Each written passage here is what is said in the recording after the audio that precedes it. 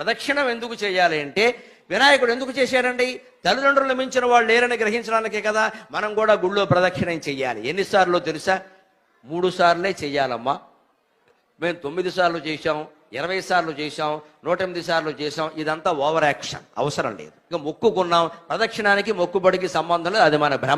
అది మన భ్రమ తీరినట్టుగా అనిపిస్తూ ఉంటాయి కొన్నంతే. అది నిజం కాదు. ప్రదక్షిణం 3 సార్లే. ఎందుకంటే ఒకసారి ప్రదక్షిణం చేయగానే తమో గుణం వదిలేయాలి.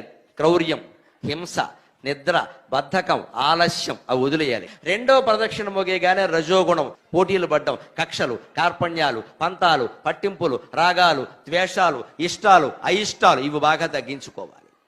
మూడో గుణం సత్వగుణం. మూడో గుణం ప్రదక్షిణం చేయగానే సత్వగుణం కూడా వదిలేయాలి. నేనే మంచివాణ్ణి, నేను చాలా ధర్మాత్ముణ్ణి, నేను గొప్ప భక్తుణ్ణి, నా అంత భక్తులు ఎవరు లేరు, నా అంత ధర్మాత్ములు ఎవరు లేరు, ఈ అహంకారాన్ని వదిలేయాలి. ఇది సత్వగుణం.